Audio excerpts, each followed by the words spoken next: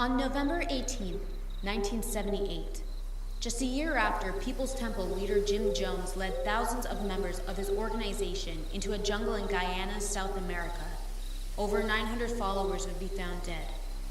There would be a handful of survivors, including Leslie Wagner-Wilson, who would emerge from Jonestown at age 20 with her infant son in her arms.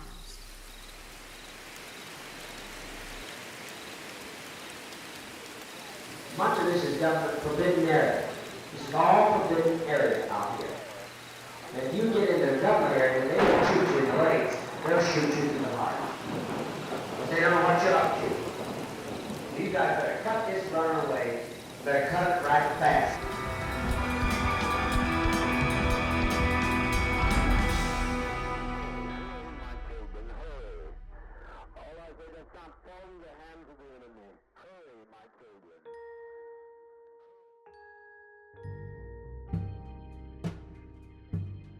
I hid my glasses in the bottom of my trunk. Well, I've been wearing glasses since I was like 12, and so I knew they would let me go into town to get my glasses. And I still wasn't considered a threat yet. They still hadn't put that label on me yet. And so I went into town, into Georgetown, and I remember having eggs and toast, scrambled eggs, and I felt so guilty because I said, no one's eating like this in Jonestown anymore. I couldn't tell you the last time I had an egg. And so my plan was to, when we go to market, was to try to reach someone who I felt, trying to use my own, ability to see if they were trustworthy or not. But I was searching for a face that looked as if I could approach them to say, can you take me to the U.S. Embassy? But I never found it. Everyone I met, I thought, I didn't feel like I had found that person. And Jim had told us that everybody in Guyana knew that we were there, and if they saw us, they would have us arrested because we weren't supposed to be, outside of Jonestown. So you have all this in your head. Everything we hear is monitored. And so I never found anyone that I could trust. And then I didn't have Jakari. So I said, what if I get to the U.S. Embassy and I can't get my son out? What am I going to do then? So I just scrapped the plan, and I said I had to figure out another way. So I go down into the radio room in the house, and there's a new United States newspaper that says Debbie Blakey left the church, and it is talking about everything that's going on in Jonestown. And I thought, because Debbie Blakey was one of the hierarchy, right? One of Jim's favorites, and I thought, oh my gosh. Hell's about to break loose now. I was aware that the temple received over $65,000 in Social Security checks per month.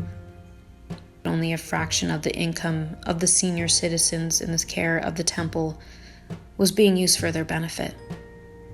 Some of the money was being used to build a settlement that would earn Reverend Jones the place in history with which he was so obsessed. It was time to try to find a way out. And I didn't know how that was going to happen.